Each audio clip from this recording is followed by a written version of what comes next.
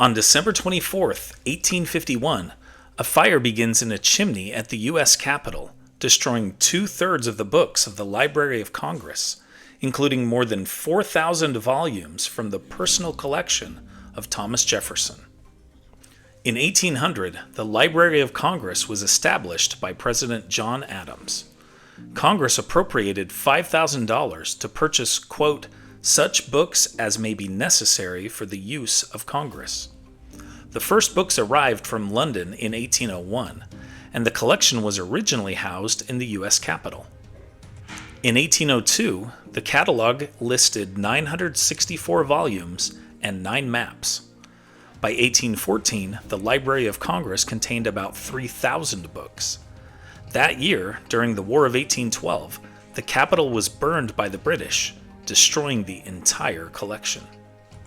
In 1815, the following year, former U.S. President Thomas Jefferson sold the 6,487 volumes from his personal library at Monticello for $23,950 to recommence the Library of Congress.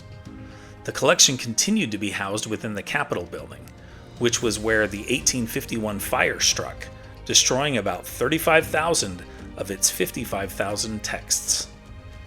The remaining 20,000 volumes were greatly expanded after the American Civil War, making it one of the largest libraries in the world.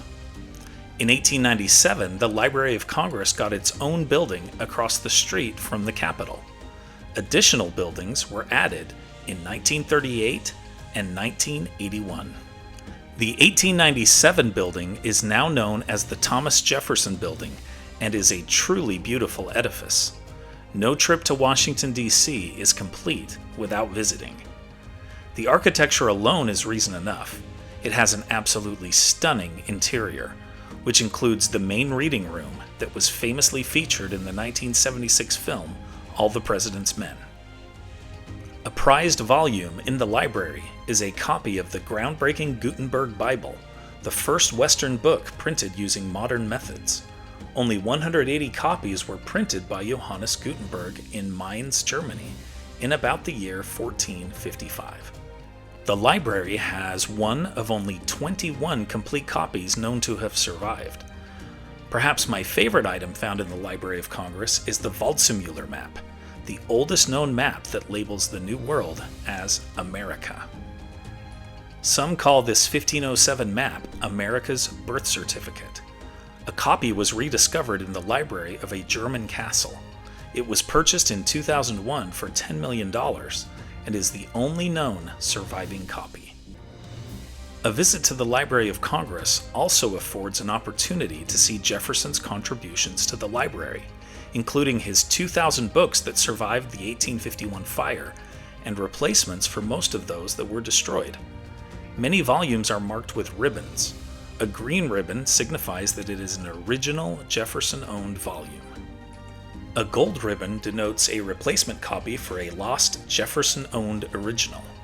White ghost boxes serve as placeholders for the 250 books for which a replacement is yet to be acquired. Books without ribbons are copies of titles owned by Jefferson, but not included in the 6,500 volumes he originally sold to the Library of Congress back in 1815. Here are other events that happened today in history. In 1814, Britain and the U.S. signed the Treaty of Ghent, officially ending the War of 1812. In 1865, the KKK is founded in Tennessee with the goal of restoring white supremacy in the American South. In 1877, Thomas Edison files a patent for the phonograph, a device that records and plays back sound. In 1923, at the White House, President Calvin Coolidge lights up the country's first national Christmas tree. In 1968, Apollo 8 astronaut William Anders takes the Earthrise photograph, one of history's greatest. In 1979, the Soviet Union begins its failed 9-year invasion of Afghanistan, securing Kabul within days. In 2008, a Ugandan rebel group begins a 4-day series of attacks against civilians in Congo.